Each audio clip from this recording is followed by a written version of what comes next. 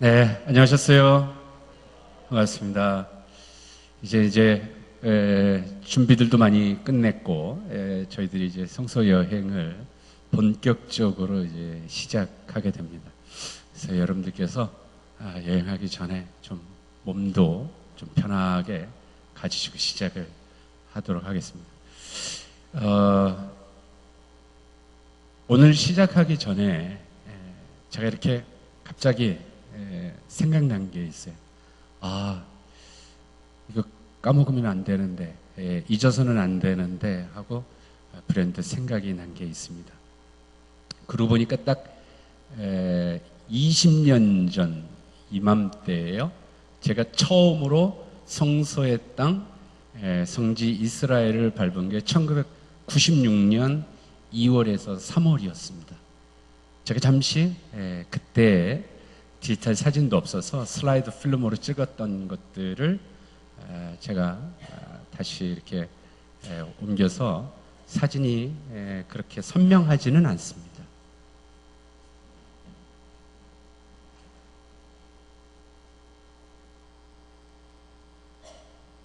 이스라엘 저녁에 비행기를 내릴 때 차창가로 내려보았던 이스라엘 텔아비브의 야경의 모습이고요. 처음에 가서 제가 한 달 동안 이스라엘을 배낭을 메고 돌아다녔습니다. 그래서 어떤 여행객, 관광객 전체 이렇게 팀도 되지 않았고 오직 혼자서 이렇게 시외 버스를 타고 다니고 그랬고요. 악고라는 곳인데요. 이 사진은 지금 안 나왔는데 제가 많은 사진들 중에 이렇게 뽑은 사진들이 있어요. 제가 필름을 한 10여 통을 썼는데 막상 와서 보니까 제 얼굴은 한 장도 없습니다. 제 사진은 없어요. 제가 혼자 이렇게 돌아다니면서. 유일하게 저 위에 보면 십자군 성체 악고라는 곳이고요. 이 악고라는 곳은 나중에 기회가 있으면 말씀드리겠습니다만은 사도 바울이 붙잡혀서 마지막 로마로 떠났던 고대 항구 도시입니다. 나중에는 십자군들이 이 항구로 팔레스틴으로 들어왔던 곳인데 제가 그곳에 가서 아무도 없는 곳인데 방파제에 앉아서 저녁 노을을 바라보며 한동안 갑자기 밀려오는 감동 때문에 많이 울었어요. 뭐냐면 2000년 전 이 항구 어디인가에서 로마로 떠나갔던 사도 바울의 복음이 2000년을 돌아서 저로 하여금 하나님의 말씀을 믿고 목사가 돼서 이 땅에 처음 복음이 이방으로 나가게 됐던 그곳으로 왔다고 생각하는 순간 굉장히 감동적이었죠. 물론 이제 혼자 다니니까 배고프고 서럽고 외로워서 또 울기도 했지만, 그래서 저기 보면 저게 제 배낭이에요. 그래서 제가 일부러 외로우니까 제 배낭 두고서 계속 사진 찍었던 모습들입니다. 다니다가 도마뱀이죠, 그죠? 그러니까 이제 지금도 좀 그렇습니다만 이스라엘에서 혼자 이렇게 교통편이 못 가는 곳이 굉장히 많이 있어요. 그러다 보니까 걸어가고 지나가는 차 세우기도 하고 그냥 길바닥에 이렇게 누워 있다 보면 옆에 도마뱀이 있어서 사진 찍고 그랬습니다. 그런데 저로 하여금 굉장히 감동적인 게 뭔가 데자뷰 같은 느낌들이 많이 들었어요. 저는 이스라엘에 태어나서 처음 와본 곳인데 너무나도 이상한 게 이렇게 길을 가다가 차를 세워달라고 이렇게 가다가 차도 지나가고 사람들도 없고 걸어가다가 다리 아파서 배낭을 눕혀놓고 거기 탁 누워서 이렇게 먼 하늘과 옆에 산을 보면 길보아산, 저기서 사울이 전투하다가 죽었고 요나단이 죽었던 것. 이렇게 지나가다면 그냥 광야를 지나가보면 신광야, 옛날 출애굽 여정에. 그래서 제가 처음 와보는 곳인데 그런 성수의 이야기들을 통해서 마치 제가 데자뷰 돼서 이렇게 다시 왔던 느낌들이 많이 있던 곳입니다. 혼자 갔기 때문에 성지 이스라엘을 탐방하는 것도 굉장히 저한테는 뜻깊은 일이었지만 현재 이스라엘의 그러한 여러 갈등과 그러한 분쟁의 소지가 있는 현재 사람들의 모습을 보기 위해서 팔레스틴 지역에 들어갔던 것입니다. 지금은 관광객 단체로 지금도 들어가기가 매우 어렵죠. 지금 이미 오래전부터 이제는 분단 장벽까지 세워져 갖고 그렇게 하고 있습니다만, 제가 갔던 지역은 팔레스틴 요르단 서안 지구라고 하는 것인데, 우리 성경으로 얘기하면 사마리아 지역입니다. 예수님 당시에서도 사마리아인들은 이렇게 경건하지 못하게 유대인들이 이렇게 격리시키고 그랬는데, 예수님께서도 사마리아에 들어가셨잖아요. 그래서 제가 이 팔레스틴 요르단 서안 지구에 갔었고, 언제 기회가 있어서 제가 설명할 수 있을지 모르겠습니다만, 저에게는 굉장히 감동적인 날들이 많았습니다. 부엘세바에서의 베두인들의 장터의 모습들, 팔레스틴의 첫 번째 팔레스틴 국립박물관이다 해가지고 이스라엘하고는 아주 천지차이의 모습이었죠. 더 엄하고 아주 굉장히 그 경비가 심하고 전혀 갈 수 없는 곳, 저는 일부러 알기 때문에 이중 국적을 써서 들어간 곳이 팔레스틴의 가자 지구입니다. 제가 갔을 때만 해도 이미 아라파트가 생존해 있을 때였고, 저기는 아라파트 집무실이 있던 곳입니다. 그래서 일부러 가자 지구까지 갔었고요. 가자에 있는 유일한 대학교, 팔레스틴 대학입니다. 유일한 대학.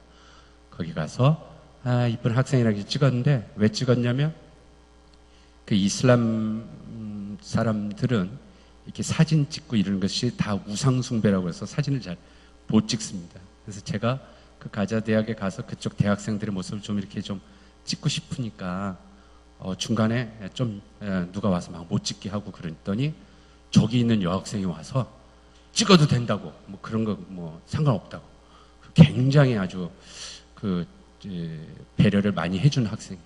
그래서 이제 그런 거에 대한 어떤 아주 보수적인 벽을 깬 학생. 왜 그런가 봤더니 유일하게 그 대학에서 저 여학생만 히잡 차도로를 쓰지 않고 있더라고요. 그래서 그랬나 보다. 제가 20년 전, 딱 20년 전 1996년도 제가 이스라엘 처음 갔을 때 이 사진을 오늘 성서 여행하기 전에 보여드리는 이유가, 갑자기 어제 저녁에 이 사진들을 추려서 제가 첨부를 했습니다. 갑자기 생각나서. 제가 독일에서 공부하고 있는 중에 어느 날 저에게 국제 전화가 왔었어요. 목사님, 잘 계세요? 예전에 저와 함께 교회에 다녔던 그런 분이셨는데 여자 목사님이 되셨어요. 그래서 저에게 안부 전화를 하면서 자기가 이번에 이스라엘을 다녀왔노라고, 교인들이랑. 그런데 시간이 없어서 내가 독일에는 못 갔다. 그리고 이제 이스라엘 갔다 와서 굉장히 은혜롭고 감동이었다. 그 얘기를 하면서, 목사님도 다녀오셨죠? 그러는 거예요. 그래서 아니, 나는 이스라엘 한 번도 못 갔다. 그랬더니 아니 독일에 있으면서 더군다나 구약을 전공하는 사람이 이스라엘 못 갔다니 말이 되느냐. 그래서 그때까지만 해도 저는 굳이 이스라엘 갈 필요 없다, 성경 보고 꼭 가서 뭐 그렇게 여행에 대해서 그렇게 관심을 갖지 않았어요. 근데 이제 그 목사님은 그래도 전공하는 구약하는 교수님이 거기를 이스라엘을 안 갔다 오시면 되겠냐, 자기만 갔다 온 게. 그리고 이제 전화를 끊었습니다. 저는 아무 관심도 안 가졌죠. 그런데 그 다음에 얼마 지나지 않아서 저에게 연락이 왔어요.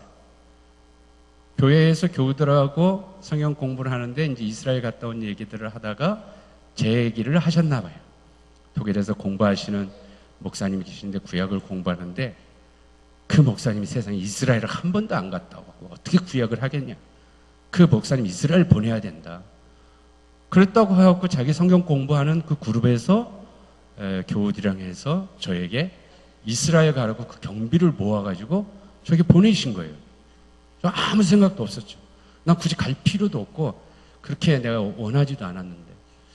근데 하여간에 그 목사님께서 저한테 그렇게 하시면서 어떤 교우분들이 어떻게 했는지는 전 모르지만 그 목사님께서 정말 너무나도 다들 원하고, 목사님 잘 모르는 사람이지만 그러나 기도로 원하고, 이 목사님 이스라엘 우리가 기도하고 후원해서 보내면 나중에 이 목사님이 나중에 그게 돼서 많은 사람들에게 성서를 이야기를 보다 잘 해드릴 거다라는 믿음으로 어떤 분은 뭐뭐도 해줬다. 그래서 제가 그때 한 달을 돌아다니면서 은혜롭게 다니기도 했습니다만은 돌아와서 제가 그 마음을 가졌어요. 이 감사한 은혜를 교우들에게 나누겠다. 근데 제가 이 성서 여행을 하게 되면서 그 뒤로 매년 이스라엘을 가게 됐습니다. 너무 기쁘죠. 할렐루야죠. 어떤 분들인지 저는 얼굴도 이름도 다 모릅니다. 주님의 은혜 가운데에서 제게 베푸신 사랑을 저는 이제 신갈교회 교우들에게 앞으로 나눠드릴 수 있어서 감사합니다. 모두에게 박수 한번 칠까요? 그래서 그 감사한 마음을 제가 오늘 시작하기 전에 이렇게 여러분들에게 고백합니다. 자, 지난 여행의 줄거리를 해야죠. 지난 시간에는 우리는 에덴 동산을 찾아가자. 그래서 에덴 동산을 찾아가는 이야기. 고대 문명의 발상지였던 메소포타미아 두 강 사이가 메소포타미아입니다. 유프라테스 강과 티그리스 강의 유역으로부터 해서 이집트 나일강에 이르는 지역에 이르기까지. 고대 중동이죠. 흔히 서양 사람들에서 볼 때는 근동이다. 자기네한테서 이렇게 가깝게 동쪽으로 있는 사람들이니까 서양 사람들의 시각에는 근동이라고 불렀던 것입니다. Near Orient에서. 그래서 그 중동 지역의 그 고대 사람들은 자기들의 세계관 전체의 땅덩어리였다. 그 에덴 동산, 에덴은 성서의 세계 그 전체다. 우리가 앞으로 성서, 구약 성서 이야기들은 바로 이 하나님의 세계관의 전체에서 이루어지게 될 거고요. 나중에 성경을 읽어가다 보면 당연히 시대가 가면서 점차 저 지역들이 넓어지게 되겠죠. 그렇죠? 제가 그래서 학교에서 학생들한테 이런 얘기를 합니다. 이순신 장군의 난중일기를 어떻게 이렇게 찾아냈어요. 거기에 한산섬 달밝은 밤이 쭉 있으면서 거기 이런 말이 쓰였어. 거북선을 만들어서 하와이까지 진출하려 하노라. 이렇게 적혀 있단 말이에요. 난중일기에 하와이까지 진출하려 하노라. 어떻게 생각하십니까? 이순신 장군 당시에 하와이를 알고 있다? 이건 말이 안 되죠. 이건 분명히 이순신 장군의 이름을 빌어서 훗날 하와이라는 것을 알고 있는 사람들에 의해서 쓰여졌을 것이다. 이렇게 세계관이 구약성서를 이제 앞으로 여행하다 보면 옛날 얘기에 이순신 장군의 이야기를 하지만 세계관은 넓어진 세계관을 볼 수가 있습니다. 그래서 처음에는 어쨌든 저런 근동의 전체 동산에서 늘어나는 것을 볼 수 있습니다. 지난 시간 하면서 우리 이제 고대 성서 히브리인들의 세계로 여행을 하는데 그들의 세계관은 현재 우리가 생각하는 세계관하고 매우 다르다라는 것을 잊지 마시라라는 이야기를 했습니다. 자, 첫 시간은 G.O.D의 어머니께로 시작합니다.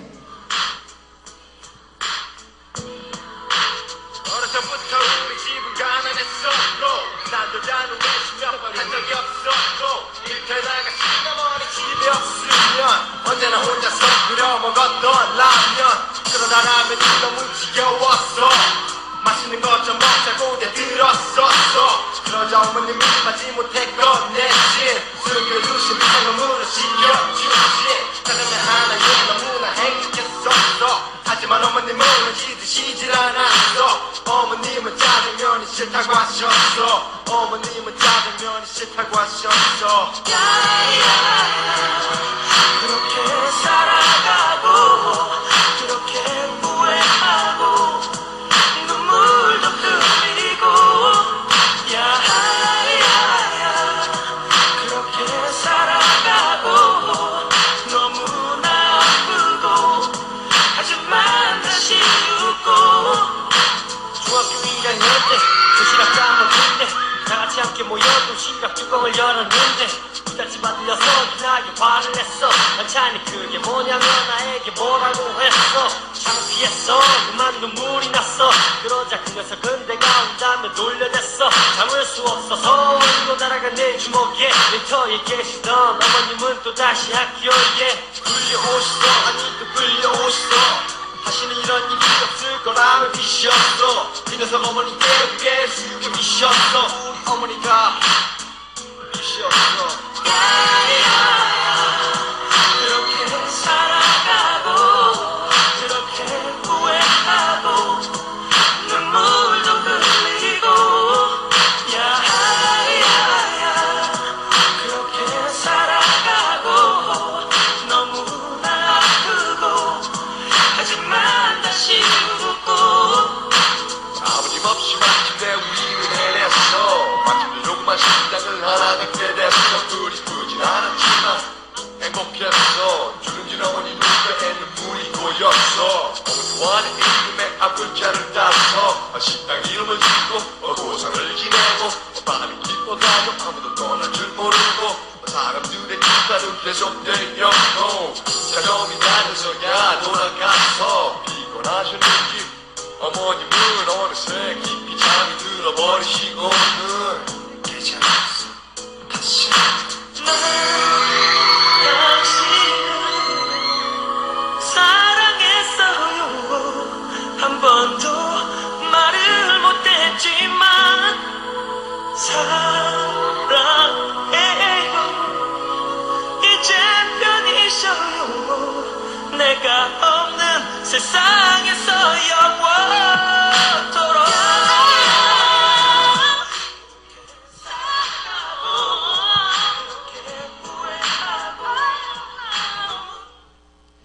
G.O.D의 어머니께 감동적이죠. 예, 아시는 노래 모르시는 분들도 계실 것 같습니다.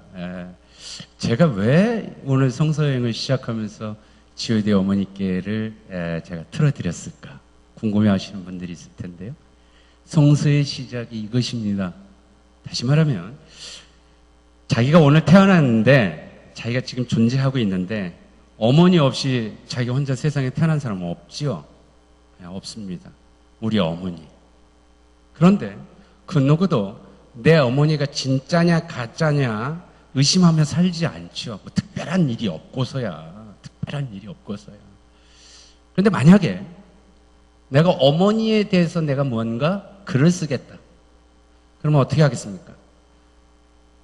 이 어머니가 나를 낳아주신 진짜 엄마다라는 것을 증명하기 위해서 여러분 글을 쓸 것 같습니까? 주문씨는 어머니의 머리카락을 하나 뽑아가지고 내 거랑 해서 DNA를 한번 해서 DNA 어떤 게 분자 뭐가 서열이 어떻고 이래서 우리 어머니가 생모다. 이걸 증명하지 않습니다. 어머니가 나를 낳으신 어머니는 그건 너무나도 당연한 거예요. 그걸 의심하거나 그러지 않아요. 그런데 내가 어머니에 대해서 뭔가 글을 쓴다 그러면 어머니는 짜장면이 싫다고 하셨어. 뭐 이런 거지. 어릴 때 우리는 가난했지만 그러고 있었어. 그리고 그 어려움 속에서도 아버지 없이 이렇게 했는데 어느 날 가게 하나를 차렸고 우리는 다 했다고 했는데 피곤하셨던 어머니는 깊이 잠이 들었고 깨지 않으셨어. 눈물 나는 마지막 장면이야죠. 눈물 나요. 영원토록 사랑합니다 하고 그런 어머니의 글을 쓴다는 내용입니다. 어머니의 글을 쓴다는 내용입니다. 하나 볼까요? 어머니는 눈물로 진주를 만드신다. 그 동그란 광택의 씨를 아들들의 가슴에 심어주신다. 씨앗은 아들들의 가슴 속에서 벅찬 자랑, 젖어드는 그리움. 때로는 저린 아픔으로 자라나 드디어 눈이 부신 진주가 된다. 태양이 된다. 검은 손이여 암흑이 광명을 몰아치듯이 눈부신 태양을 빛을 잃은 진주로 다시 쓰린 눈물을 아예 맹물로 만들려는 검은 손이여 사라져라. 어머니는 오늘도 어둠 속에서 조용히 눈물로 진주를 만드신다. 1975년 시집 새벽에 나왔던 정한모 선생님의 어머니라고 하는 시입니다. 감동적이죠. 네. 이 어머니에 대한 이 시인의 마음이 참이에요, 참. 그렇죠? 근데 거짓 없는 참된 마음인데 그것을 우리가 믿는데 그렇기 때문에 이 아들은 어머니의 이 마음 그대로 믿고 모든 진주는 모래로 해서 이렇게 상처 나서 이렇게 조개가 된 게 아니라 어머니의 눈물이다 라고 얘기하는 것은 잘못된 것이겠죠. 그러겠죠? 바로 성서의 고백을 통해서 오늘 우리는 성서의 고백을 통해서 그것이 얘기하는 것이 무엇인지의 의미를 따라가려고 하는 것입니다. 바로 이스라엘 사람들의 하나님이 천지를 창조하셨다라고 하는 고대 히브리인들의 창조 신앙의 고백은 오늘 우리들하고 결코 부닥칠 문제가 아니다라는 것입니다. 어디? 한번 가볼까요? 성서 여행의 시작, 에덴의 시작, 성서의 시작이에요. 우리가 가지고 있는 하나님 말씀의 시작이에요.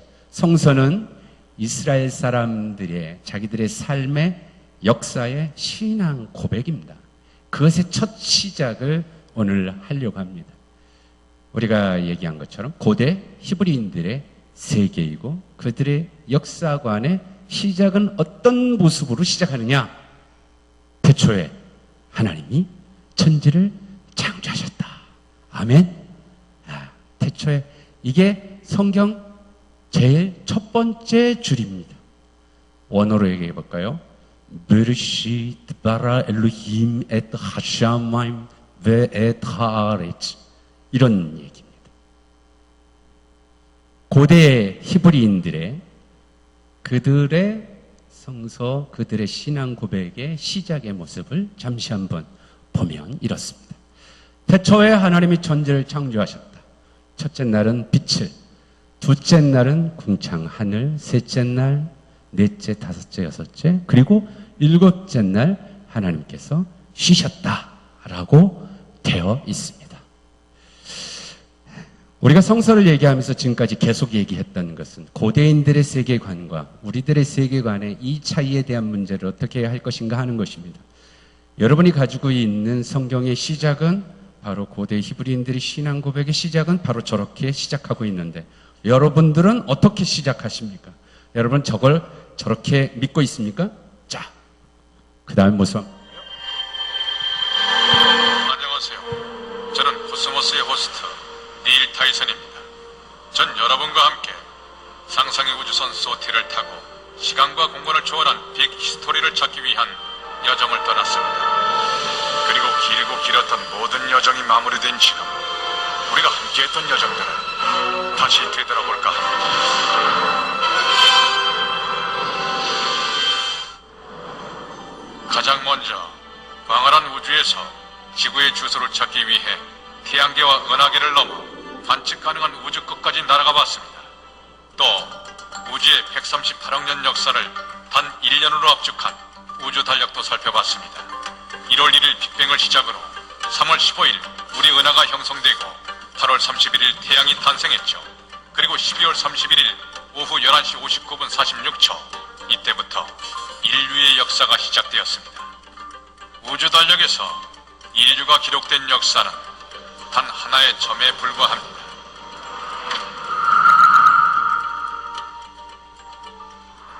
이것은 생명의 나무입니다.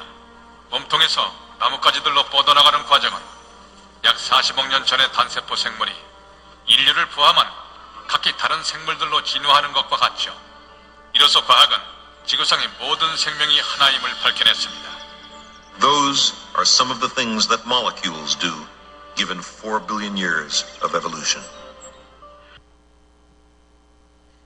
내셔널 지오그래피에서 혹시 보셨는지 모르겠습니다만 코스모스라고 하는 제13부작에 정말 기가 막힌 전 세계인들의 감동을 불러일으킨 작품입니다. 혹시 안 보신 분들 계시면 기독교인들 꼭 보시기를 바랍니다. 흔히 성경의 첫 번째 이 문제를 해결하지 않으면 21세기를 살아가는 우리 현대인들에게 성경이 얘기하는 종교 신앙과 오늘 이 자연과학의 세계에서 살아가는 우리들에게 이 문제는 끊임없이 해결하기 힘든 과제입니다. 그래서 이 문제를 해결해야만 합니다. 여러분들은 창조를 믿습니까? 진화를 믿습니까? 창조냐 진화냐? 흔히 과학자들 중에서도 창조과학이다 해서 창세기 1장의 이야기들을 창조론으로 풀려고 하는 사람들도 있고요. 또는 그렇지 않다 하고 진화에 대한 이야기를 하는데, 이 문제를 우리는 성경 첫 장 첫 페이지를 넘기면서부터 문제가 되고 있다는 것이죠. 자, 창조냐 진화냐? 이 문제를 풀기 위해서 아마 우리는 태초에 무슨 일이 있었는지 거기로 가봐야 되겠습니다. 그런데 말입니다. 창세기 1장은 태초에 하나님이 천지를 창조했다 하고 여러분들이 알고 있는 내용들을 가지고 있죠. 그래서 빛이 있으라니 빛이 있었고, 그래서 첫째 날이다. 그런데 이상한 게 있습니다. 천지, 하늘과 땅을 만들었다. 그리고 그 처음에 그 땅은 뭔 말인지 잘 모르겠습니다만 공하고 혼돈하고 뭐 이랬다. 이게 첫째 날이다.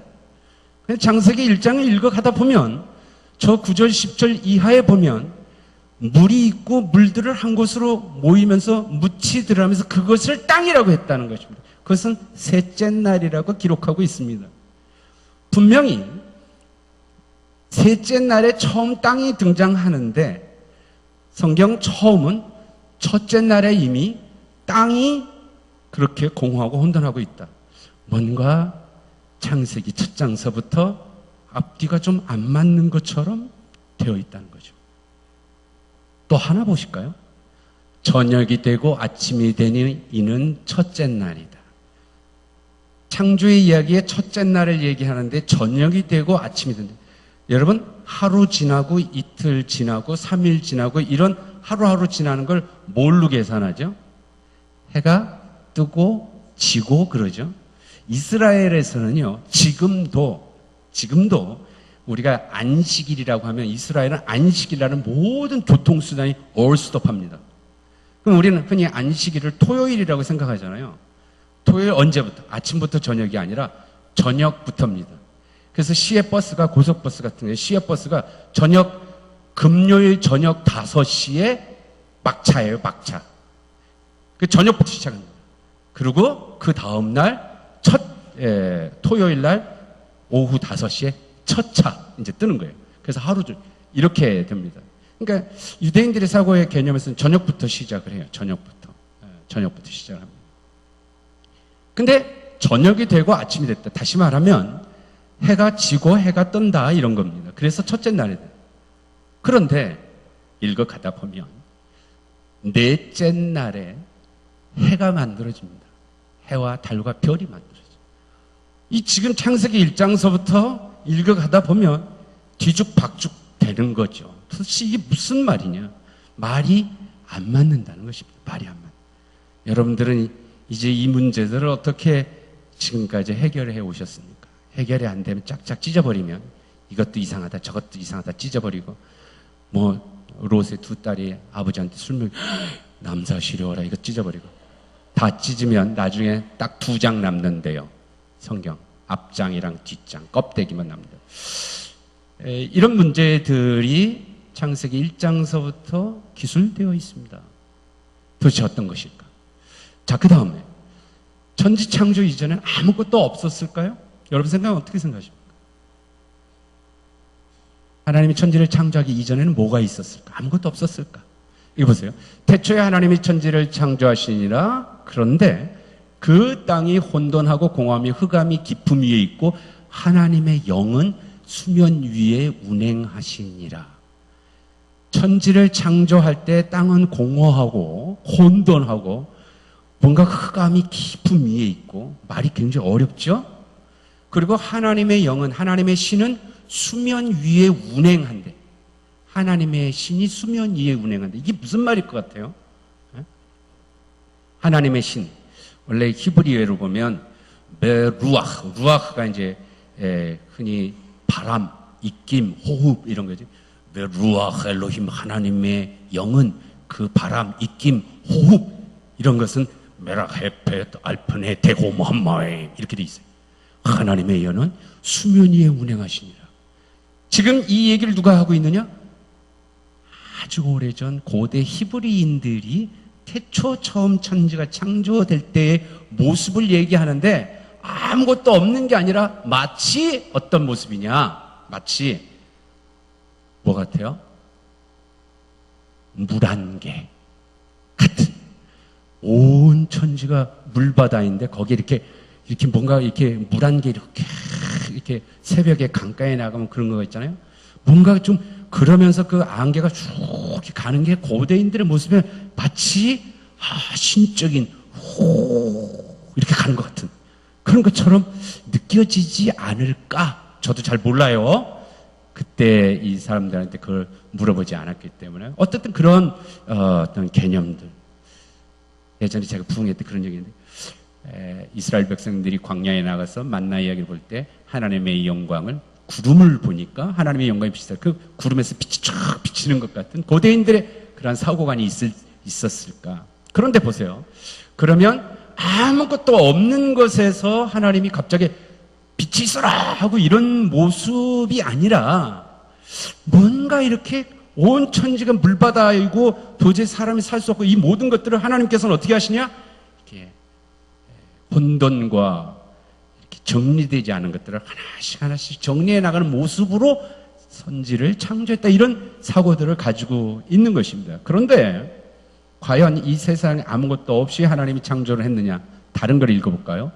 잠언, 우리가 잘 아는 잠언 8장에 보면 여호와께서 그 조화의 시작 곧 태초에 일하시기 전에 나를 가졌다. 놀랍죠? 하나님이 태초에 일을 하시기 전에 나가 누굴까? 나를 가졌다고 얘기합니다. 반세 전부터 태초부터 땅이 생기기 전부터 내가 세움을 받았다. 땅이 세우기 전부터 내가 세움을 받았다. 아직 바다가 생기지 아니하였고 큰 샘들이 있기 전에 내가 이미 태어났습니다. 산이 세워지기도 전에 언덕이 생기기도 전에 내가 이미 태어났다. 모든 것들이 땅의 기초를 세울 때 내가 그 곁에 있어서 창조자가 되어서 날마다 그의 기뻐하신 바가 되었으며 항상 그 앞에 즐거워했다. 사람들이 거처할 땅에서 즐거워하며 인자들을 기뻐하였느라. 내가 누굴까요? 여기 잠언에서는 하나님이 태초에 모든 산들과 바다와 하늘과 모든 것들이 태어나기 전에 이미 나를 세웠다. 그리고 나를 가지고 하나님이 이 천지를 온 세상을 만들었다는 것입니다. 여기서 잠언에서 말하는 이 내가 누구냐면 지혜를 얘기합니다. 지혜. 하나님께서 지혜. 나중에 우리 지혜의 여행을 하면서 제가 좀 더 지혜란 무엇일까에 대한 이야기들을 해드리겠습니다. 그때까지 기다리기가 너무 좀 그럴라나요? 뭐가 지혜로운가? 제가 잠깐 말씀을 드리고 갈게요. 그때 가서 또 얘기가 나올지 모르지만 오늘도 우리 목사님께서 말씀 중에 정말 이 길로 갈까 저 길로 갈까 그런 선택의 길이 있잖아요. 뭐 어떤 길을 선택해야 될까? 괜히 골프 치고 괜히 갔다가 그게 선거일인지도 모르고 그 길로 택하면 안 되잖아요. 어느 길로 갈까? 어느 길로 가야 내가 행복하게 살 수 있을까? 행복한 길을 선택할 수 있을까? 정답은 그 길을 가본 사람에게 물어보는 겁니다. 확실하게 길을 가본 사람에게 물어봐야 이 길이 좋다 아니다를 알 수 있습니다. 다시 말하면 인생의 경험이 많으면 많을수록 삶이 어떤 것이 행복하다는 것을 알 수 있다. 그것이 바로 삶이 어떤 것이 행복하게 사느냐를 가르쳐 주는 게 지혜예요. 지혜. 고대 히브리인들은 그것을 바로 지혜라고 얘기했고, 그럼 누가 더 지혜로우냐? 인생을 더 많이 사신 분들. 어른들의 말씀 잘 들어라. 그래야 자다가도 뭐 먹는다. 이런 거죠. 그런데 만약에 80세 되신 분하고 79세 되신 분하고 누가 지혜로울까요? 그거 좀 어려운가요? 그러면 80세와 10살 정도는 그건 좀 차이가 있으니까 알까요? 예를 들어서 그러면 우리가 반드시 경험이 이 사람은 100번 있고 이 사람은 뭐 90번이야. 그렇다고 해서 100번이 반드시 지혜롭다 이렇게 얘기할 수는 없잖아요. 그런데 경험이 100번이 아니라 경험이 억만 수만 막 조만 뭐 어마어마한 뭐 끝도 없는 경험이야. 끝도 없는 경험을 통해서 우리가 통계를 할 때 동전을 던져서 앞면이 나올 확률과 뒷면이 나올 확률이 여러분 2번 던졌을 때 반드시 반반으로 2분의 1로 나오나요? 안 그러죠? 수백 번, 수만 번, 수천만 번을 던지면 반드시 앞면과 뒷면이 반씩으로 나눈다는 것입니다. 수만 번 해보니까. 그래서 결국 그것이 진리가 되는 거예요. 그러면 경험이 이 사람은 100번 경험이 아니라 수도 없는 경험을 해보니 이 길이 참된 길이다 라고 얘기할 수 있는 경험을 가진 것이 누구일까요? 그것이 바로 절대 진리. 이 경험은 자손만대로 해도 어떤 경험에서도 변하지 않는 반드시 이 길만 나올 수밖에 없는 그 경험. 그 경험이 자연의 순리라는 것입니다. 자연의 순리. 그게 이제 자연의 순리와 이치를 가지고서 삶의 지혜를 논하잖아요. 그게 격언이 되기도 하고, 그렇죠? 교훈이 되기도 하고, 훈계도 되기도 합니다.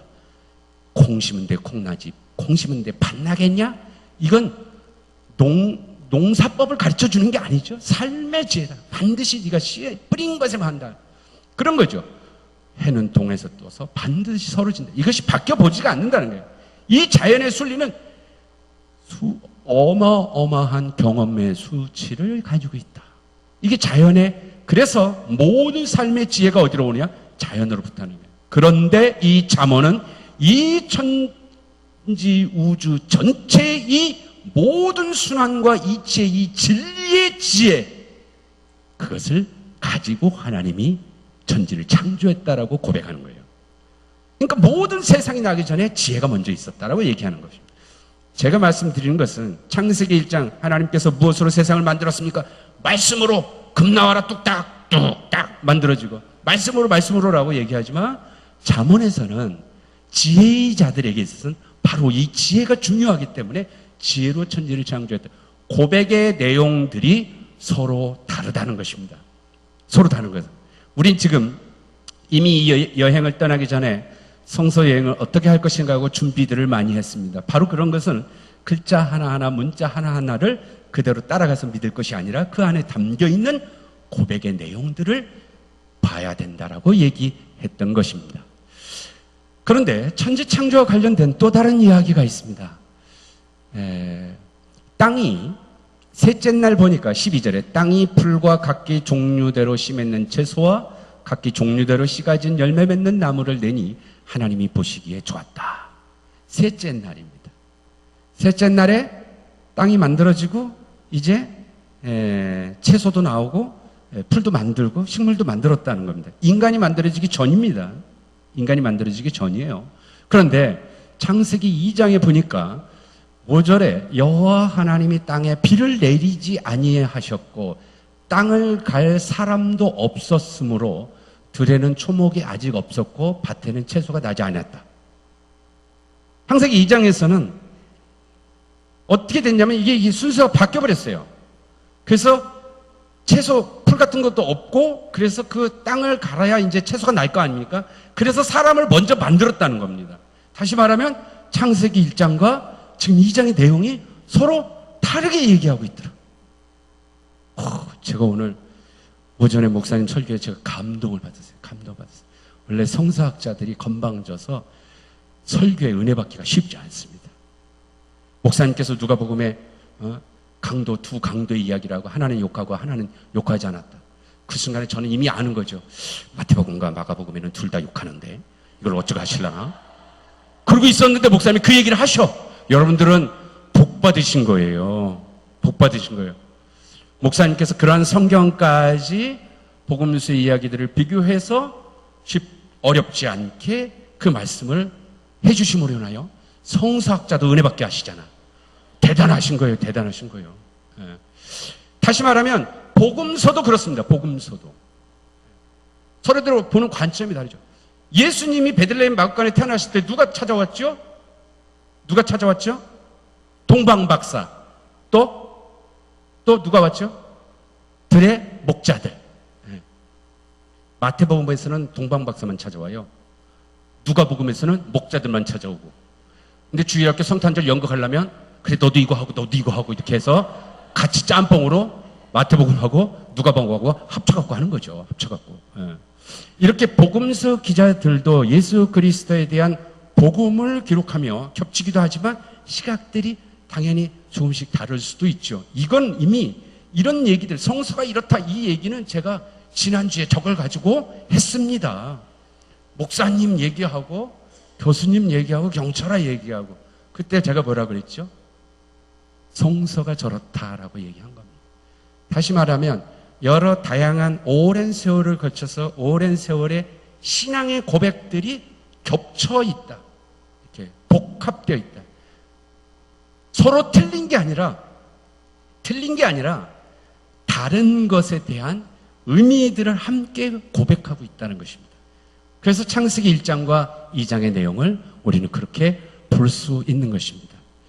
그러면 어떻게 서로 다른지를 여러분들이 성경을 읽어보면 이렇습니다. 첫째는 우리 말로는 전혀 구분이 안 돼요. 태초에 하나님이 천지를 창조하셨잖아요. 하나님이 가라사대 하나님이 가라사대 하나님이 가라사대 전혀 여러분 모를 겁니다. 창세기 2장에 보면 여호와 하나님이 가라사대 여호와 하나님이 가라사대 이래요. 여호와 하나님이지 뭐가 그게 잘못됐냐? 라고 얘기하죠. 제가 목사입니다. 그리고 교수이기도 해요. 근데 저한테 목사님 부르는 신도들이 있고 교수님 하고 부르는 학생들이 있어요. 서로 다르죠. 교인들이 저에 대해서 얘기하는 내용이 다르고 학생들이 하는 내용이 다르고 저도 우리 신각교회 교인들하고 제가 성경을 가르치는 본질은 같지만 제가 말을 굉장히 조심히 아니면 좀 어떻게 하려고 해요. 학생들이랑 할 때는 또 다른 목소리를 냅니다. 근데 똑같은 구약을 가르치지만 내용이 다른 부분들이 있어요. 서로 표현의 양식들이 다릅니다. 성경이 그런 거죠. 그래서 원래 원어로 보면 엘로힘이 뭐라고 그러고 엘로힘이 뭐라고 그러고 저기는 아도나이 엘로힘 아도나이 이런 일. 다시 말하면 서로 다른 옛날 사람들이 하나님의 천지창조를 고백하고 있구나. 그래서 이게 뭐야? 이게 성경 앞뒤가 안 맞아. 얘네들은 찢어버리면 안 된다는 말씀입니다. 하나님께서 말씀으로 이렇게 막 짓잖아요. 인간을 뭘로 만드셨죠? 우리가 왔다 갔다 하는 거예요. 하나님이 천지를 뭘로 창조하셨습니까? 말씀으로요 라고 얘기한다고요. 그런데 인간은요 그러면 흙으로. 그건 2장이에요 1장에서는 하나님이 말씀으로 만듭니다. 우리가 만들자 하고 만들어요. 2장에서는 흙으로 만들고 서로 이렇게 다른 것도 볼 수 있습니다. 배경을 보면 아까 그랬죠. 하나님의 신은 수면 위에 운행하시라. 창세기 1장은 하나님이 천지를 창조할 때 모습이 온통 물바다인 것 같아요. 이 물바다인 이 세상, 이 혼돈의 세상을 어떻게 하나님이 정리하시고 천지를 창조하시는가에 대한 고대 히브리들의 고백이 담겨 있고, 창세기 2장은 하나님이 아직 천지를 창조할 때 땅에 비를 내리지 않았고 아주 메마른 땅이었다는 거예요. 메마른 땅. 거기서 어떻게 하나님이 이 인간을 만들고 이 땅을 경작하게 하는 그러한 고백들을 갖고 있다. 이 얘기는 어쩌면 창세기 1장은 어쩌면 천지를 창조하신 우리 하나님은 어떻게 천지를 창조하셨느냐, 이 홍수나고 이 물바다 같은 도저히 인간이 살 수 없는 이 세상을 하나님이 하나씩 정리하시면서 창조하셨다 라고 그 속에서 살던 사람들의 고백일 것 같고요. 이쪽의 사람들은 메마른 땅에서 도저히 우리는 농사짓기도 힘들고 그런 사람들 속에서 어떻게 하나님이 이 속에서 우리를 살아가게끔 천지를 창조하셨을까에 대한 고백의 내용이 다를 겁니다. 우리도 하나님을 다 믿잖아요. 다 감사하고 막 이러잖아요. 우리 교회에서 목사님께서 오늘도 사순절 몇째 주일입니다 하고 교회 달력을 쓰지 않습니까? 교인들의 달력을. 농촌에 가면 농사력으로 써요. 농사력으로. 어촌에 가면 어촌 물대 달력이 따로 있잖아요. 각자의 삶의 자리에서 자기들의 하나님을 고백하는 내용들을 볼 수 있겠다라는 것입니다. 순서도 좀 다를 수도 있고요.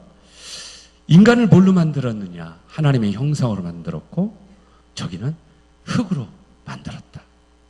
이 도대체. 그런데 창세기 1장 1절과 여러분이 갖고 있는 성경의 번역이 우리말로 되어 있어서 그런데 원어로 보면 재미있어요. 창세기 1장을 보니까 태초에 하나님이 하늘, 제가 저 오타가 난 게 아니라 하늘들이라고 쓴 건 이게 사실 복수, 우리가 단수가 있고 복수가 있잖아요. 한 개는 단수고 두 개 이상은 복수잖아요. 근데 히브리 사람들은 복수 말고 쌍수라는 게 있어요. 두 개짜리는 쌍수예요. 그러니까 안경알은 두 개잖아요. 이건 쌍이에요. 그 다음부터 세 개부터는 복수입니다. 근데 하늘을 두 개라고 생각했어요. 그래서 그렇게 쌍수로 써놨어요. 하늘들. 왜 그런지 한번 좀 이따 보세요. 어떻게 했죠? 좀 이따 보겠습니다. 그 하늘 위에 또 하늘이 있는 그 옛날 사람들 그런 생각을 하고 있습니다. 근데 창세기 1장에 하늘과 땅을 만들었다 그러고 창세기 2장에서는 땅과 하늘 먼저 썼어. 뭐 먼저 쓸 수도 있지 뭘 그럽니까? 그런데 그 다음의 내용을 보니까 창세기 2장의 내용은 땅에 관심이 있어요. 땅에. 이 땅에 살아가는 사람들. 그래서 사람도 땅의 흙 가지고 만드는 거예요. 그래서 서로 간에 고백의 내용에 관심들이 다르거나 같은 창조주 하나님에 대한 고백들의 내용이 이렇다라는 것입니다. 재미난 게 하나 있습니다. 하나님이 이르시되 물 가운데, 여러분이 읽다 보니까 도대체 저게 무슨 말인가? 궁창에 있어 물과 물을 나뉘라. 궁창을 만들어 궁창 아래 물과 궁창 위로 물로 나누게 하시다. 하나님이 궁창을 하늘이라 부르시니 저녁이 되고 아침이 둘째 날 이렇게 했다는 거예요. 둘째 날. 저희 이해가 되십니까? 둘째 날 저 사람들의 사고가 어떤 거인 것 같아요. 여러분, 하늘에서 비가 와요, 안 와요? 비가 오죠? 왜 비가 올까요? 하늘에서 왜 비가 오죠? 과학적으로 설명해야지, 이제, 그죠? 뭐, 수증기가 어쩌고, 뭐 해가지고, 뭐, 응결이 됐다가 뭐 했다가 구름이 해가지고 뭐 하고. 그런데 옛날 사람들은 그게 아니에요. 왜 하늘에서 비가 오냐? 태초에 물을 저 하늘 위에다 놔뒀기 때문이에요. 놔뒀다가 하늘의 창문을 열면 그게 쏟아지는 거예요. 그게 노아의 홍수예요. 지하수가 왜 터질까? 샘이 왜 나오죠? 태초에 땅 속에 물을 넣어놨어, 그래야. 그래서 노아의 홍수 때 창문이 열려서 하늘에서 쏟아지고 밑에 땅이 열어서 땅 속에서 물이 솟구쳐 올랐다. 이게 몇천 년 전에 고대인들의 히브리 사람들의 우주에 대한 세계관입니다. 무시하지 마세요. 너무 비과학적이고 무시하지 말라는 거죠. 과학이 해놓은 게 뭔지 아세요? 달나라의 우주선 아폴로 11호가 가는 바람에 개수나무와 토끼를 내쫓아버렸단 말입니다. 그 아름다운 우리의 동심을, 이게 하여튼 종교 과학 속에서 이 신앙의 의미들을 가지고 있다. 그래서 그림을 보면 저렇습니다. 우리들이 가지고 있는 우주, 지금은 인공위성 해가지고 우주도 지금 코스모스도 아까 그 프로그램도 있습니다만 우리는 우주에 대해서 알고 있습니다. 우주의 기원이라든가 빅뱅이라든가 수많은 신비한 미스테리들을 알고 있습니다. 그 세계관에 우리는 살고 있습니다. 그 세계관에 살고 있으면서도 이거는 하나님의 말씀이니까 이대로 믿어야 돼 하고 싸마지 마세요. 그건 무지한 것입니다. 고대인들은 고대인들 나름대로의 그 자기들의 세계관 속에서 창조주를 고백하고 있는 것입니다. 그리고 그들은 하나님이 어떻게 세상을 만들었는가를 증명하려고 하지 않아요. 단지 우리 어머니는 정말 나를 이렇게 키우셨어. 어머니는 이런 분이야. 하고 고백하는 거예요. 어머니의 사랑과 어머니의 그 위대함을 찬양하고 고백하는 신앙을 갖는 것입니다. 그래서 과학과 종교가 싸움을 할 일이 아니다. 안 그러면 여러분 교회 못 다닙니다. 창세기 1장 1절서부터 우리가 믿고 읽어 내려갈 수가 없기 때문입니다. 저 하늘 위에 또 하늘이 있어서 궁창을 만들고 그 위에 물을 갖다 놓고 땅속에 물을 갖다 놓은, 이것은 오직 히브리 사람들, 이스라엘 고대 사람들만의 사고가 아니에요. 저기 모습은 바로 이집트의 벽화에 나오는 모습들입니다. 아주 많이 나오죠. 이집트는 하늘의 신이 여자 신이에요. 누트라고 하는 여신입니다. 이 누트라는 여신이 하늘을 이렇게 담고 있는 거예요. 그래서 그 위로 별이 이렇게 뜨는 것입니다. 잘 보면 그 여신의 누트의 여신으로 인해서 이 세상이 그 속에서 살아가는 거예요. 여신의 입에 빨간 동그란 게 보이죠? 앞에 저게 뭐냐면 태양입니다. 태양은 이집트의 왕인 바로의 상징이고, 바로를 낳은 이집트의 태양신이 라신이에요. 레즈라고도 하는 그의 파라오의 그게 신이 모습으로 나타나는데, 태양이 졌다 뜨고 그러잖아요. 그 파라오가 그 태양신이 늘 있어야죠. 그것은 어떻게 하냐면 저녁이 되면 저 하늘신 누트의 목으로 들어가는 거야. 그래갖고 저 몸속에 있죠. 뱃속을 이렇게 밤 동안에 다니다가 그 다음날 아침에 다시 나와서 이렇게 태양이 뜨는 것입니다. 그러면서 이 세상을 비춰준다라고 하는 게 이집트인들의 세계관인 거예요. 그러니까 죽으면 어떻게 된다? 죽으면 다시 저 누트 안으로 들어가고 그 배를 타고 가서 다시 태어난다. 그래서 몸이 어떻게 돼야 돼? 몸이 다시 태어난단 말이에요. 다시 살아난다고.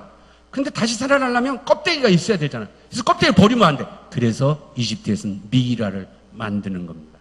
그래서 다시 태어난다고 하고 그러는 것이죠. 이것도 바로 고대인들의 사고들이, 생각들이 우주와 세계관을 가지고 있는 모습들이다. 1849년에 우리가 니느웨 하면 하나님께서 예언자 요나에게 저 니느웨에 가서 하나님 말씀 전하라 그랬더니 에이 안 간다 그러고 욥바로 내려가서 다시스로 가는 배를 탔다 뭐 이런 얘기 있잖아요. 아시리아의 수도, 아시리아라는 옛날에 대제국이었습니다.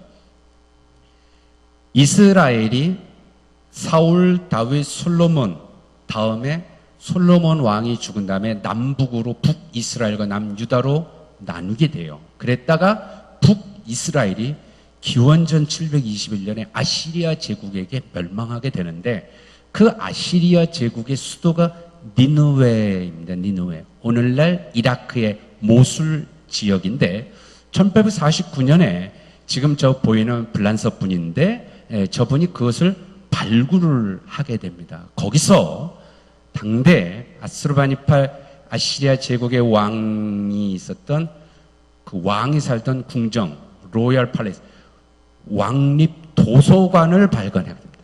무슨 도서관을 발견했다고 해서 우리 같은 생각을 하지 말고요. 어쨌든 좀 이따 보여드리겠습니다만, 그 도서관을 발굴하게 됐는데 그 도서관에서 점토판, 수많은 점토판, 여러분 혹시 들어보시는지 모르지만 길가메시 서사시도 나옵니다. 그 점토판을 발굴을 해요. 7개의 점토판, 각 판마다 약 115에서 170줄 정도 아카드라고 이렇게 쐐기형 이상하게 글자 이렇게 쓰여져 있는 것들을 발굴하게 됩니다. 니느웨 발굴 현장의 모습이고요.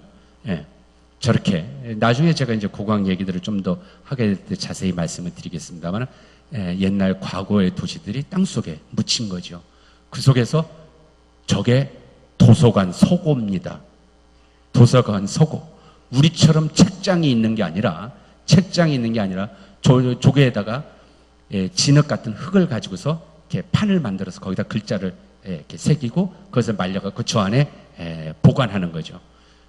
굉장히 많은 것들이 나는데 저런 점토판에 수많은 글씨들이 이렇게 새겨져 있는 것입니다. 그래서 이 7개의 점토판을 구했는데 이것을 흔히 에뉴마 엘리시라고 부릅니다. 에뉴마 엘리시. 아카드 이야기인데요. 에뉴마 엘리실라 나부샤마무. 그때 위에 하늘이 이름이 지어지지 않았고, 이 첫째 토판의 첫 번째 글자가 그때 위에로 시작합니다. 그때 위에. 그게 에뉴마 엘리시. 그래서 이 점토판을 흔히 에뉴마 엘리시라고 부릅니다. 줄들을 좀 더 가볼까요? 샤프리시 암마툼 슈말라짜크랏. 밑에 마른 땅의 이름으로 불려지지 않았는데 르시두 자르슌. 처음으로 그들의 아버지 압수와 띠아맛 알리다 김리슌, 그들 모두를 낳은 모체 티아마트는 아메시 슌 이시테니시 이히꾸마, 자기네들의 물을 하나로 섞어 있었다. 뭔 말인지 잘 모르죠? 이상하게 들리죠? 마찬가지예요. 제가 베리시트 바라 엘로힘 에트 하샤마임 베에트 하아리치 베하아리치 하에타 도후바보 베루아 엘로힘 메라 헤벳 알푸네 대홈 한마이, 이렇게 하면 뭔 말인지 모르겠죠? 지금 창세기 1장을 제가 얘기해 준 거예요. 히브리어로. 지금 창세기 1장 내용은 이제 우리가 한글로 돼서 우리는 잘 아는데, 지금 이 아카드는 이 점토판의 내용을 제가 7판까지 다 하려면 뭔 말인지도 모르시니까 창세기는 아주 쉽지만 얘기를 해주겠습니다. 압수라고 하는 신이 있는데, 이 신은 단물이에요, 단물. 그래서 강물의 신입니다. 압수. 남편이에요. 그 남편의 부인인 신이 티아맛이라고 하는 여자신입니다. 이 여자신은 짠물, 바다의 신이에요. 그래서 압수와 티아맛이라고 하는 남편과 이 부인의 신들 사이에서 자식들이 태어난다. 그 자식들도 신들이에요. 근데 인간들과 마찬가지로 이 자식들의 신들도 뛰어놀고 우당탕 시끄러워. 그래서 이 아빠 신과 엄마 신이 좀 조용하게 고요하고 싶은데 하도 시끄러운 거야. 그래서 아우 저 새끼들 죽여버립시다. 그래요. 그래서 자식들의 신들을 죽이려고 음모를 짜니까 이것을 지혜의 신 에아라고 하는 신이 그것을 들어. 그래갖고 안 되지. 쟤네들을 죽이다니. 그러면 안 되지. 그래갖고 이아 신이 나타나서 그 아버지 신 압수라고 하는 강물신을 죽여버립니다. 죽여요.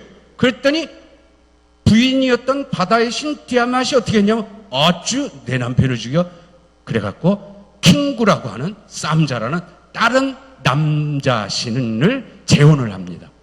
그래갖고 맞서요. 그런데 이 이하가 저 힘을 당해낼 수가 없으니까 이하가 최고의 신, 자기의 아들 태풍의 신을 자기의 아들을 부릅니다. 그 아들이 마루둑이에요. 마루둑. 이 마루둑이라는 신이 태풍의 신이고, 이 신이 나서서 어떻게 했냐? 바다의 여신이었던 저 티아맛을 죽입니다. 잘 들으세요. 저 티아맛을 죽인 다음에 반으로 잘라서, 바다의 신이에요. 반으로 자른 다음에 하나는 하늘 위에 두고, 이 바다의 신을 반으로 자른 한 토막은 땅 속에 둡니다. 그래서 티아맛을 죽여요. 그리고 저 킹구라고 하는 서로 결혼한 저 남편 신도 잡아서 죽여갖고, 이 킹구의 신의 피와 진흙을 합해서 사람을 만들어냅니다. 그래서 이 마루둑이 자기들의 신들이 있는 신전에 인간을 만들어서 신전에서 일하는 노예로 삼게 됩니다. 이 마루둑이 바로 바벨론의 창조신입니다. 최고의 신. 이게 아까 제가 말했던 그 점토판에 나오는 내용이에요. 점토판에 나오는 내용. 그래서 바벨론의 창조에 대한 신화적인 이야기들이 바로 이 에뉴마 엘리시라고 하는 이야기입니다. 베리시트 바라 엘로힘 에터 하샤마임 베에트 하아레치. 태초에 하나님이 천지를 창조하셨느니라. 베아 아레츠 하에타 도후 바보후. 땅은 공허하고 혼돈했고, 베루ach 엘로힘 메라하펫 알프네 테홈 한마임. 제가 지금 뭐라고 했냐면, 하나님의 연은 아까 얘기했던 수면 위에 운행하시라. 그리고 어둠이 깊음 위에 있다. 깊은 물 위에 있다. 여기서 히브리어를 제가 왜 읽었냐면, 테홈이라는 말이 이 바벨론의 신화에서는 바로 이 바다의 여신 티아마타하고 같습니다. 다시 말하면 창세기의 고대 히브리인들의 이야기들을 보면 매우 유사한 점들이 이 바벨론의 창조의 이야기들하고 나타나고요. 이것뿐만 아니라 이집트에서도 역시 다른 창조 신화의 이야기들인데 유사한 내용들을 가지고 있습니다. 어쨌든 자, 문제는 그러면 도대체 우리가 이 창세기의 이야기들을 다시 한번 들어가서 도대체 창세기는 무엇을 얘기하려고 했는지를 살펴보려고 합니다. 우리가 잘 아는 것처럼 저도 주일학교부터 교회를 다니면서 창세기 1장 하면 성경 퀴즈대회 성경 공부하면 맨날 첫째 날 둘째 날 저거 외우고 가로넣기 하고 저거에만 신경 썼어요. 저기에만. 근데 저거는 아까 제가 얘기한 것처럼 우리에게 아무리 생각해도 첫째 날 둘째 날 셋째 날 이 날짜에 맞아떨어지지 않는 게 굉장히 많습니다. 그런데 도대체 뭘 얘기하려고 그럴까? 반드시 이것을 첫째 날 둘째 날 그것이 있어야만 하는가? 반드시 있어야만 하려면 그 순서에 맞췄겠죠. 이미 땅을 만들고 난 다음에 그 다음 뭘 하든가 했어야죠. 그렇지 않아요. 오히려 이미 땅이 존재하고 있는 그 속에 살아가는 사람들에게 있어서 잘 읽어보면 매우 중요한 얘기가 반복적으로 나오는 게 있습니다. 그것이 바로 첫째 날부터 계속해서 끊임없이 보시기에 좋았더라. 바이알 엘로힘 기토, 바이알 엘로힘 기토. 하나님이 보시기에 좋았다. 계속해서 하나님 보시기에 좋았다. 마지막에는 다 만든 다음에 심히 좋았다. 아주 very good, excellent하다 라고 얘기합니다. 맨 처음에 태초에 하나님의 천지창조 우리 어머니가 이래서 진짜 생모야를 증명하려는 게 아니라 어머니가 우리를 낳았을 때 우리를 처음 봤을 때 그 처음에는 좋았단 말이에요. 너무너무 이뻤다고 너무너무 사랑했고 정말 흠 하나 없었다고 하나님이 천지를 창조하셨다라고 하는 고백의 내용에는 왜 자꾸 처음에는 좋았다 자꾸 반복하냐 이겁니다. 뭔가 이 좋았다 우리말로 좋았다는데 이거는 선이에요. 선. 히브리 말로 또브 굿모닝 할 때도 보케르 또브 그럽니다. 선이라는 뜻이에요. 선이라는 거예요. 선. 자꾸 제가 좋았다가 아니라 선 하면 뭐가 떠오르십니까? 선 하면 선악과가 떠오르시죠? 선악과가 등장하는 이유가 있다는 것입니다. 제 얘기는 그냥 선악과의 얘기가 에덴 동산에 나오는 이야기가 달리 있는 게 아니에요. 그래서 선이 있는 거예요. 그런데 맨 처음에 좋았다. 근데 그 다음에 뭔가 잘못된 것 같지 않아요? 분명히 창세기 1장은 하나님이 천지를 창조하신 거에는 좋았다 처음에는 좋았다라고 얘기하시는 것은 분명히 처음엔 좋았는데 나중에 뭔가 안 좋았다는 것을 복선처럼 깔고 있는 것입니다. 이제 이 세계가 어떻게 시작될 것인가를 훗날의 사람들이 처음엔 좋았는데 뭔가에 의해서 안 좋아진 게 있다. 그러니까 이 안 좋아진 것을 다시는 하지 말아야 된다는 이것을 가지고 있다는 거예요. 이것은 천지가 어떻게 만들어진지를 과학적으로 증명하려고 하는 책이 아니다.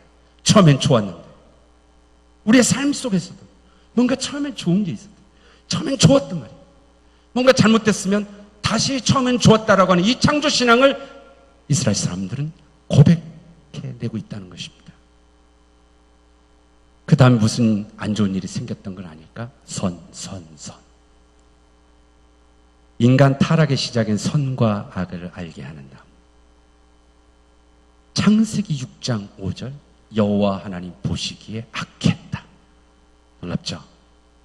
그냥 읽어가다 보면 모르는데 영화에 매우 중요한 하나의 복선을 깔고 있는 것처럼 창세기 1장에서 하나님이 보시기에 선이다, 하나님 보시기에 선이다, 하나님 보시기에 선하다 하다가 창세기 6장 5절에 보면 여호와 하나님 보셨더니 악이다 라고 얘기합니다. 무슨 문제가 생길까요? 그래서 하나님 보시니까 악한 세계가 됐어요. 그래서 어떻게 하죠? 물청소. 이게 노아의 홍수예요. 그럼 뭐 때문에 하나님께서 물청소를 하셨을까? 불청소, 태풍청소, 무슨 뭐 여러 가지 할 수 있어요. 그건 다음에 또 해보도록 하겠습니다. 어쨌든 다시 말하면 창세기 1장의 얘기는 단지 그때 좋았다가 아니라 좋았던 것이 잘못된 것을 얘기하는 애시당초 처음의 선의 모습들이 왜 그렇게 됐는지를 단초를 제공하는 내용을 가지고 있습니다. 도대체 그것으로 인해서 어떤 일이 생기게 됐던 것일까? 사람은 어떻게 이 세상에 나오게 됐을까를 보겠습니다. 창세기 1장 26절 28절 보면 하나님이 이르시되 우리 형상을 따라 우리의 모양대로 우리가 사람을 만들자. 하나님이 자기 형상대로 사람을 창조하자. 남자 여자를 만들자 라고 이야기하고 있는 장면이 있습니다. 여러분, 사람이 어떻게 만들어졌죠? 어떻게? 과학적인 내용들도 있고 뭐 그렇습니다만은 고대 히브리인들은 하나님이 만드는데 뭐라고 했냐? 우리의 형상대로. 하나님이 우리의 형상으로 만들자. 그럼 우리는 누구예요? 우리. 예? 하나님 외에 누가 또 있나? 아까는 뭐 지혜에서는 하나님이 지혜랑 같이 했다라고 얘기를 합니다. 우리는 누굴까? 흔히 기독교에서 성부, 성자, 성령이다. 예, 성부, 성자, 성령. 삼위일체 하나님이. 이건 후대의 교리이지요. 후대의 교리가 성부, 성자, 성령이 함께 계셨다라고 얘기하는 거고, 고대 히브리인들에게서 이것은 맞지 않을 것이다. 때로는 이런 얘기도 합니다. 뭔가 중대한 결정을 놔뒀을 때 장엄의 복수라고 뭐 이상한 말 쓰는데, 자 우리 하자, 자기가 하면서 자 우리 하자, 이런 어떤 중대한 결정할 때 그런 얘기들을 때로는 해요. 그런데 그거는 구약성서에서는 그런 예가 전혀 나오지 않습니다. 그래서 그것도 알 길이 없습니다. 때로는 구약성서에서 이상한 것 중에 하나가 하늘에서 천상에서 무슨 천사들처럼 뭐 회의하는 궁중회의의 모습들을 보는 성경의 구절들이 좀 나옵니다. 창세기 11장 7절에 바벨탑을 쌓으니까 하나님이 뭐라냐면 자 우리가 내려가자, 이런 표현들이 있어요. 언어를 혼잡게 하자. 이사야 6장 8절 성전에서 이사야가 수명받을 때 내가 주의 목소리를 들으니 주께서 이르시되 내가 누구를 보내면 누가 우리를 위하여 갈 거, 이렇게 하죠. 주여 내가 여기 있나, 나를 보내소서 하는 장면에서도 그렇고. 요 다음 말은 좀 어려워서 제가 뭐 크게 중요하게 하지 않고 가겠습니다. 엘로힘과 야훼에 대한데 우리가 하나님의 형상을 담는다. 여호와 하나님, 그건 좀 말이 안 되잖아. 그래서 아까 제가 얘기했습니다만은 이상한 말인데 하나님이라고 하는 또 다른 표현 엘로힘에서 이걸로 쓰지 않았을까 뭐 이런 얘기를 하는데 이건 넘어갈래요. 왜 넘어가느냐? 학계에서도 분명하게 정해진 바가 없습니다. 이 부분에 대해서는 답변을 내릴 수가 없어서 이 복수 우리가 누구냐 이런 얘기 안 하고, 문제는 중요하게 하나님의 형상이라고 얘기하는 그런 것들이 도대체 어떤 의미를 가지고 있느냐. 자, 하나님이 사람을 하나님의 모양대로 하나님의 형상대로 지음을 받았다. 그렇다면 우리는 거꾸로 하나님의 모습은 어떻게 생겼을까요? 사람의 모습이겠네. 우리가 하나님의 모습을 닮았으니까 하나님은 사람의 모습이겠네. 그러니까 최고의 예술가인 미켈란젤로도 저렇게 그린 거죠. 하나님은, 그것도 하나님 남자여야 돼. 그리고 하나님은 남자도 아니고 여자도 아닙니다. 성경 어디를 봐도 이제 저런 모습들이 있죠. 그럼 도대체 하나님의 형상을 만든다, 모양이다, 형상이다, 도대체 이게 뭘까요? 히브리어는 젤렘이라고 해요. 하나님의 형상이다, 젤렘이다, 젤렘. 그럼 이게 뭘까? 제가 그래서 이걸 잘 설명을 해야 되는데 이걸 하나님 모습을 이렇게 그릴 수도 없고 어떻게 할까? 하나님이 저에게 지혜를 주셨죠.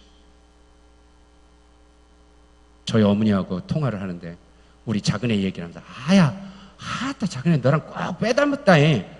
요 얘기를 하시더라고요. 맞다. 아이를 보면서 엄마 아빠 제가 꼭 빼닮았네. 이 빼닮았다, 저랑 모양과 제 형상대로 지음을 받은 애거든요.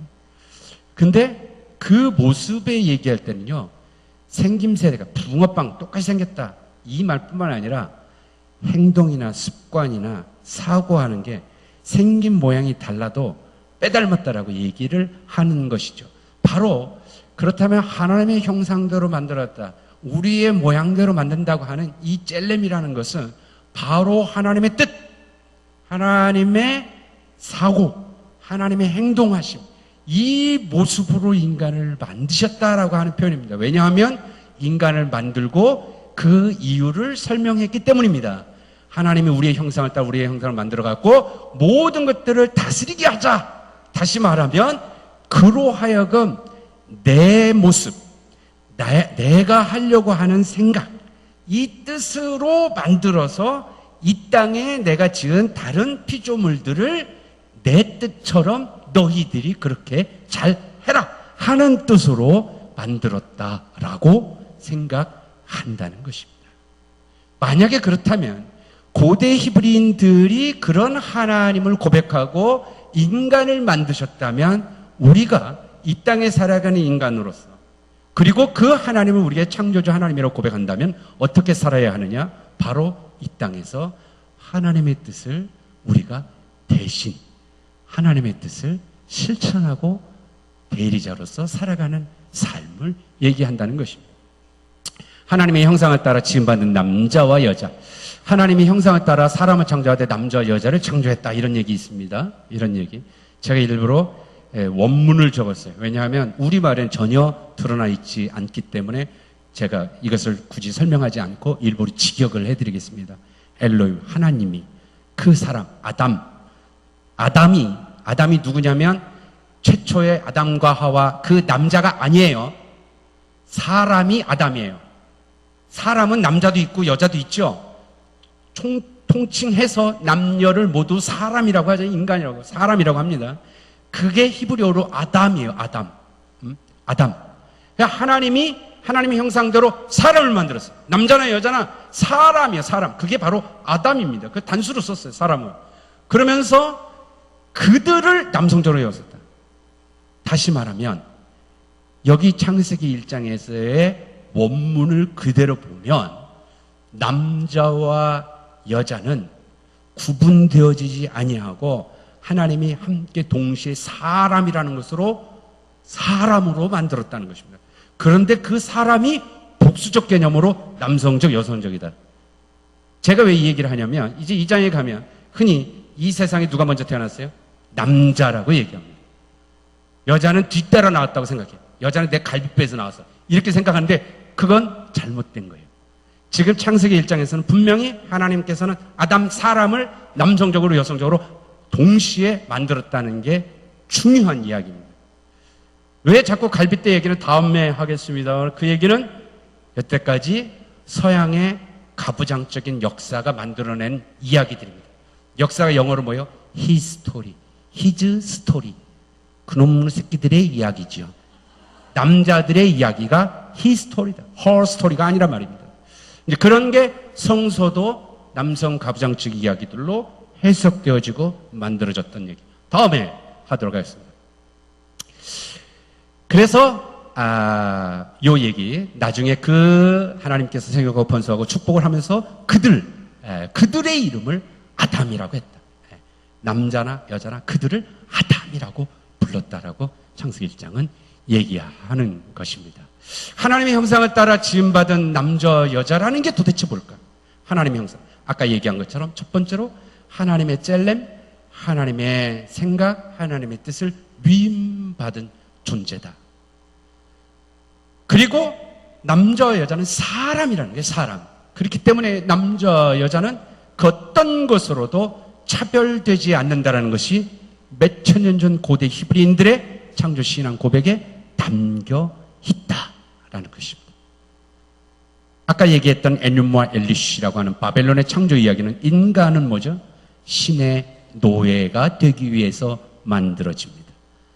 남자 신도 있고 여자 신도 있고 전쟁도 하고 그러는데 이스라엘에서는 전혀 그렇지 않다.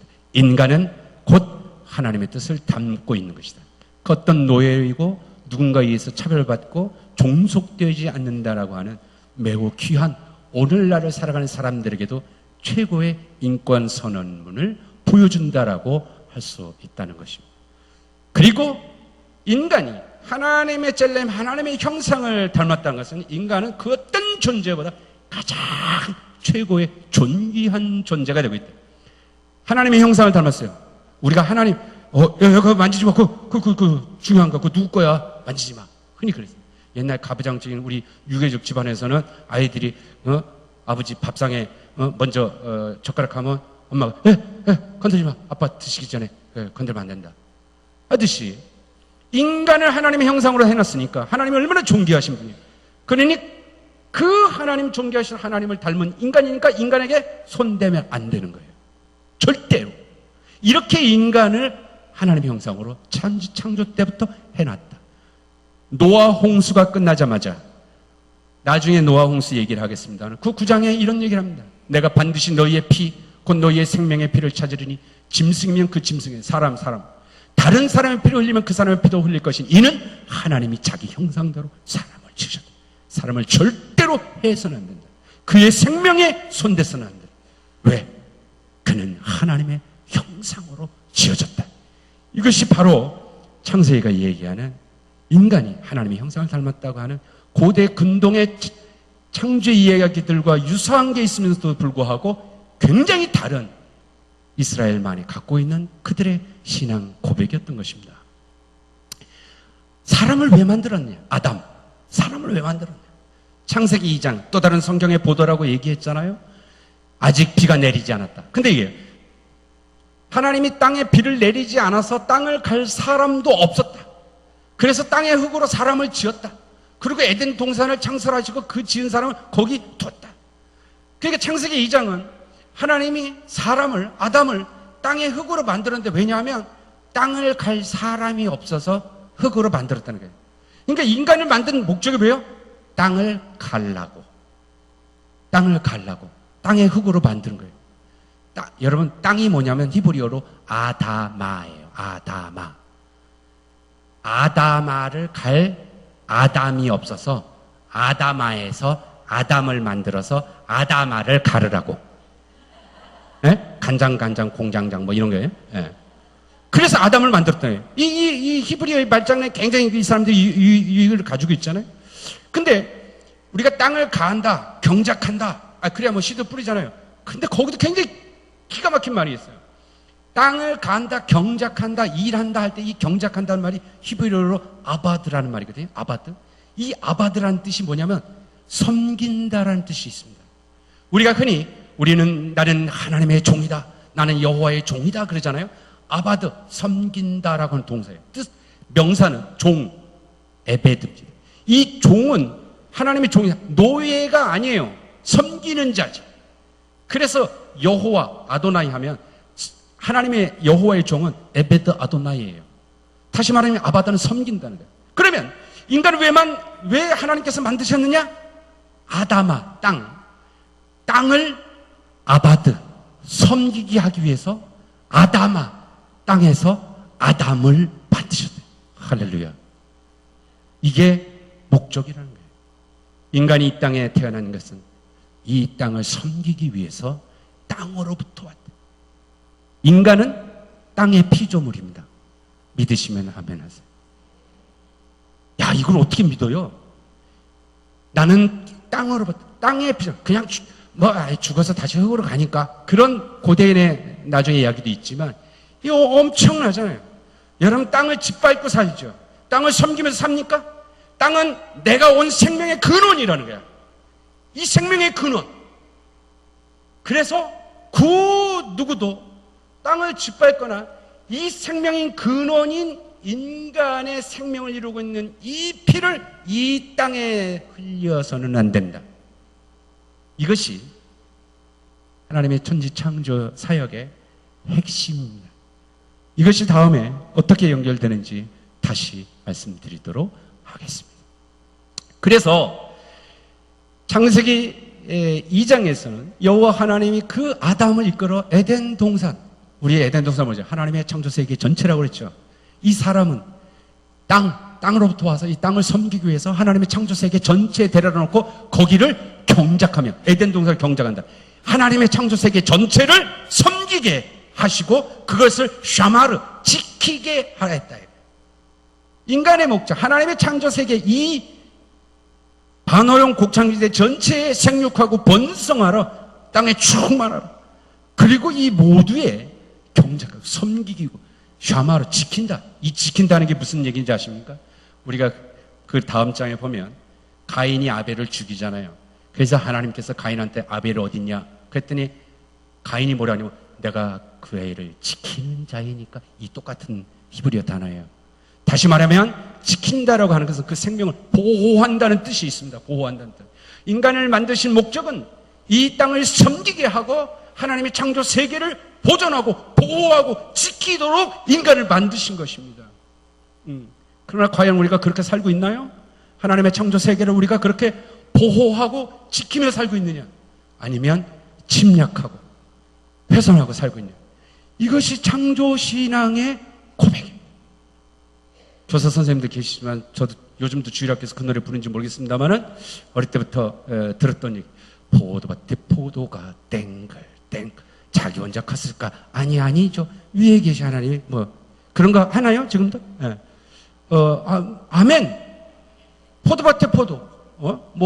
오이가 길쭉. 하나님 자기 혼자 큰 게 아니라 하나님이 해줬다. 하나님이 만들었다. 아멘. 그러나 정작 지금 창세기도 저 별은 하나님 만들어 해도 하나님 만들었다. 뭣도 하나님 만들었다. 그건 너무 당연한 거예요. 누가 만든 것을 가르치는 게 아니라 이것을 보존하고 보호하고 어떤 위협으로부터 지켜나가는 것이 그것이 바로 창조신앙을 고백하게 하는 것입니다. 이건 누가 만들었을까? 위에 계신 위대하신 아버지께서 이게 아니라는 거지 이게. 중요한 건 누가 만들었다는 게 아니라 이것은 하나님이 만든 건 너무 당연하니까 질문하지도 말고 문제는 이것을 어떻게 보호하고 지켜나가는 것이 이것이 바로 아이들에게 창세기를 가르치는 창조신앙, 창조주를 가르치는 신앙 고백 교육이에요. 이것이 바로 창세기의 내용이라는 것입니다. 좀 더 빨리 나갈게요. 흔히 하나님께서 인간에게 주셨던 첫 번째 축복이고 명령이다. 그러면서 뭐래요? 땅을 정복해라. 땅을 다스리라. 요 말씀 하나 가지고 선교사들이 십자가 들고 성경책 들고 서양 사람들이 남미를 싹쓸이 해먹은 겁니다. 미개한 원주민들을 다 쫓아내고 하나님께서 땅을 정복하라고 다스리라고 그랬다. 서구 사람들의 자기들의 해석이죠. 그 당시에 이제 제가 없었기 때문에 제가 있었으면 가르쳐 줬을 텐데 무지해서 무지해서. 그럼 도대체 이게 정복한다는 뭐냐? 가바시라는 땅을 정복해라. 인간이 땅으로부터 왔는데 인간이 땅의 피조물인데 땅으로부터 왔는데 어떻게 땅을 정복합니까? 하나님이 우리를 만드셨는데 우리가 하나님을 정복할 수 있겠습니까? 고대 히브리인들 그렇게 생각했겠어요? 전혀 아니에요. 땅을 정복한다고 했을 때 이 히브리 사람들의 그 어원은 정복한다는 카바시는 덮는다는 거예요. 덮는다는 거. 이 덮는다는 건 뭐냐? 제가 이제 컴퓨터를 이렇게 따다다다 노트북 이렇게 치는데 누가 옆에서 커피 놔뒀는데 지나가다 커피를 탁 쳤어. 커피가 갑자기 컴퓨터 쓰러지면 큰일 나잖아요. 막는 거예요. 덮어서. 뭔가 빨리 막아요. 어떤 위험으로부터 이것을 막아버려요. 그래서 내가 가서 탁 덮어서 차지하는 거예요. 이게 가바시예요. 이게 가바시. 그러니까 어떻게 해야 되냐? 하나님의 창조 세계 전체로 너희가 생육하고 땅에 번성해라. 전체로 가서 땅을 전부 어떻게 덮어라 이게 덮어. 무엇으로부터? 어떤 위험으로부터? 그것을 샤마로 지켜라. 보호해라. 그래서 인간에게 준 것입니다. 인간은 땅으로부터 온 인간이 아담은 아다마로부터 왔는데 아다마를 정복하는 아담이 아니라 바로 아담이 아다마를 샤마를 지키고 보호하라는 것입니다. 땅끝까지 편만해서. 이것이 하나님께서 우리에게 주신 것입니다. 다스린다라고 하는 말, 다스려라, 통치한다라는 뜻입니다. 그럼 인간이 다스린다? 고대 히브리인들은요, 세상은 누구에게 속했냐? 하나님께 속한 거죠. 세상은 누가 다스리냐? 하나님이 다스립니다. 그럼 인간은 하나님께로부터 위임받은 존재라는 것입니다. 그래서 아까 하나님의 형상대로 젤렘을 가지고서 하나님의 뜻대로 이 땅을 보호하고 지키고 그의 뜻을 대리로 다스린다, 통치한다. 그것들이 기계가 잘 돌아가는지 이것을 지키는 일이 인간에게 부여받은 것이다. 이것이 바로 성서가 히브리인들이 얘기하는 것이지 우리가 인간이 자연을 상대하고 그것을 정복의 대상으로 하는 것은 서구 사람들의 오랜 잘못된 그들의 무지와 이기에서 나온 것이다 라는 것입니다. 자, 정리해 볼까요? 고대 히브리인들의 천지창조에 대한 믿음과 고백, 하나님은 다른 무엇에 만들어진 존재도 아니고 하나님은 오직 처음부터 계신 분이고 다른 세상에 있는 여러 신들이 있는 그런 신이 아니다. 오직 한 분. 온 세상 하나님께 창조된 그 누구도 비교될 수 없는 것이다. 가장 중요한 것은 하나님이 무엇을, 이것은 누가 만드는 게 아니라 하나님이 만드는 게 선이었다. 맨 처음엔 선이었다. 좋았다. 무엇이 그것이 악해졌는지, 그렇다면 그 악해진 것으로부터 다시 선해지기 위해서 인간은 어떻게 해야 될지를 성서는 앞으로 시작할 겁니다. 이스라엘 백성들 그것을 알고 처음엔 이랬다 하고 창세기 1장을 시작하게 되는 것입니다. 남녀는 차별받지 못하고 하나님의 형상으로부터 됐고 모든 생명의 근원은 땅, 이 땅의 근원을 지키는 일들이다. 자, 여러분 따라해보세요. 믿음은 고백이다. 지금 창세기 이야기는 몇천 년 전 고대 히브리인들의 그들의 믿음입니다. 그 믿음을 저들이 고백해낸 것입니다. 그런데 바로 전장까지 끝냈다가, 전장까지 끝냈어요 제가. 그랬다가 어저께 밤 12시에 주께서 제 마음을 두들겨. 왠지 아세요? 치악산 자락에 지난주는 폭설을 내리시더니 어제는 봄비가 장대비로 내리는, 그 잠도 잘 수 없고 그 감격에 취해서 주여하고 이 따뜻하고 이렇게 봄 날씨에 봄비 내리, 제가 비를 너무 좋아해서 너무 할렐루야 하다가 무슨 가만히 있어봐, 내일 내가 창조신앙 고백 이런 것입니다 하고 이렇게 다 끝낸 거예요. 근데 하나님 저한테 그래서 어쨌다고. 여러분 봐요. 제가 좀 전에 제가 끝냈어요. 그거 어쨌다고. 그게 뭐 필요 있어요? 제가 깜짝 놀랐죠. 아니다. 뭐가 아니냐? 고대 히브리인들이 고백했던 내용이 이겁니다 하고 제가 히브리어 얘기하고 이게 원래 이런 거예요 하고 그걸로 끝나면 뭐합니까? 그들이 고백했던 자기들의 고대 이스라엘인들의 히브리인들의 그들의 창조주 하나님이 오늘 나한테 하나님이냐라는 거예요. 그러면 나는 코스모스 이렇게 하고 이 자연과학에 살고 있는데 나한테 그들이 믿은 그 창조주 하나님은 나한테 어떤 창조주 하나님으로 다가오고 나는 무엇으로 고백할 수 있냐. 이 내용을 하지 않고 저랑 성서 여행은 무슨 의미가 있겠냐. 저들의 창조주 하나님의 고백은 창세기 1장에 나타나 있지만은 거기만 있지를 않습니다. 삶 속에 있는 거예요. 무하늘의 발들을 보며 시편의 기자는 노래합니다. 여호와 우리 주여, 주의 이름이 온 땅에 어찌 그리 아름다운지, 주의 영광이 하늘을 덮었나이다. 주의 손가락으로 만드신 주의 하늘과 주께서 베풀어 두신 달과 별들을 내가 보오니 사람이 무엇이기에 주께서 그를 생각하시며 인자가 무엇이기에 주께서 그를 돌보시나이까. 여호와 우리 주여, 주의 이름이 온 땅에 어찌 그리 아름다운지요. 이게 고백되어지시나요? 우리의 삶 속에서 창조주 하나님이 내 삶 속에서 저 시편 기자처럼 고백이 되어지는 삶을 살지 않으면 제가 창세기 1장 아무리 얘기하고 아담아 간장공장 콩장장 김장장 이것밖에 안 되는 거죠. 아무것도 없는 거야. 그거 알아서 뭐예요? 창세기 1장 그 고백, 그 히브리어 알아서 뭐합니까? 내 삶 속에서 이 생을 살면서 코스모스 우주관에 살면서도 창조주 하나님을 고백하면서 오 여호와 나의 주여, 이 땅이 어찌 그리 아름다운지요라고 하는 이 땅에 살아가는 이 아름다움을 찬양하고 찬미하고 사는 기쁨이 우리에게 있느냐라는 거예요. 제가 산에 가길 좋아하고요. 그렇게 생겼죠. 산에 가서 혼자 잡니다. 대피소에도 안 가고 그 장엄한 모습을 보는 거죠. 그러면 밤새 무서움에 혼자 떤 것도 있지만 새벽녘에 무릎 꿇고 제가 고백하는 게 저겁니다. 여호와 우리 주의 이름이 온 땅에 어찌 그리 아름다우시오라고 고백하는데, 여러분 이사야는 저렇게 고백합니다. 하늘을 창조하여 펴시고 땅과 그 소산을 내시고 땅의 백성에 호흡을 주시고 땅 행을 모든 그 하나님이 지금 그 천지를 창조하신 그 하나님이 그냥 저기 하나님이 아니라 지금 내 손을 잡아 주시도다. 할렐루야. 지금 내 손을 잡아서 천지 창조의 하나님이 나를 보호하시도다.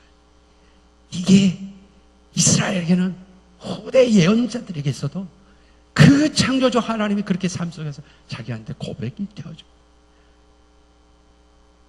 천지를 창조하신 하나님이 여러분 오늘 여러분의 하나님이 된다면 그렇게 고백할 수 있습니까? 그 고백하면 이 사람 모르는지 아십니까? 네? 능력 주시고 힘들고 어려울 때 그 천지를 창조하신 하나님께서 너를 붙드신다. 피곤치 아니하며 건미치 아니하고 독수리가 날개치며 올라가는 같이 그 창조자 하나님이 다른 하나님도 아니잖아요. 저 시시한 하나님이 아니라 온 우주를. 그러니까 이사야는 얘기하기를 나와 같은 이가 저 해 뜨는 부터 해 지는 데까지 누가 나와 같은 이가 있으랴. 그 누구를 나와 비교할 수 있으랴. 그 하나님이 오늘 내가 너를 지명하여 불렀나니 너는 내 것이다. 내가 누구를 두려워하려. 내가 무엇을 무서워하려 라고 고백한다. 창조신앙.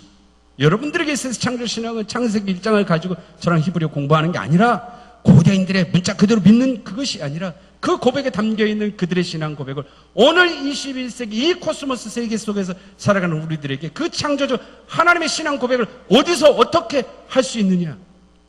온 세상을 지으신 하나님이 나의 하나님이라고 어떻게 고백합니까? 그리고 그것을 그러니 내가 이상의 어떤 것도 내가 두려워하지 않다. 이게 어디서 가능한 줄 아세요? 어디서? 어떻게? 하나님의 창조 세계 속에서 살아가야 합니다. 하나님의 창조 세계의 생명의 신비함을 내가 접하고 느껴야 하나님 고백했어요. 눈에 창조 세계의 신비함이 안 보여. 내가 살아가는 거예요. 하나 안 보여. 그러니까 하나님 그래서 이쁜 걸 보면 늘 이쁜 마음이 같잖아요. 이쁜 걸 보는 거예요. 이쁜 거. 사진을 봐도 이쁜 거 보고 모든 걸 이쁜 걸 보듯이. 하나님의 창조 세계에 대한 신앙 고백 가장 아름답고 예쁜 것은 생명의 신비함이라는 거예요. 그리고 이 생명을 보호하고 지켜내고 이 생명의 근원으로부터 내가 왔다는 삶을 살아내는 것입니다. 저희도 씨앗을 심었어요. 조금씩 싹이 더 올라옵니다. 그 생명의 신비함 속에서 그것들을 지켜나가려고 하고 이 땅에 어떤 것들이 하나님의 생명의 신비함들을 위협하고 깨치는 것들을 막아내려고 하고 그것들을 지켜나가고 그 위대한 하나님의 창조세계를 참 아름다워라 하고 오직 그리 아름다운 주라고 늘상 그런 모습을 보면서 살아가실 수 있기를 그 창조주 하나님을 고백하는 하루하루의 삶이 되시기를 주의 이름으로 축원합니다. 다음 주 성서에 남자 여자는 어쩌자고 어떻게 해서 에덴 동산에서 쫓겨나게 됐고 맨 처음엔 좋았는데 어찌 되었을까요? 그리고 다시 회복해야 할 우리의 파라다이스 낙원은 어디일까요? 다음 주에 여행 가서 보겠습니다. 고맙습니다.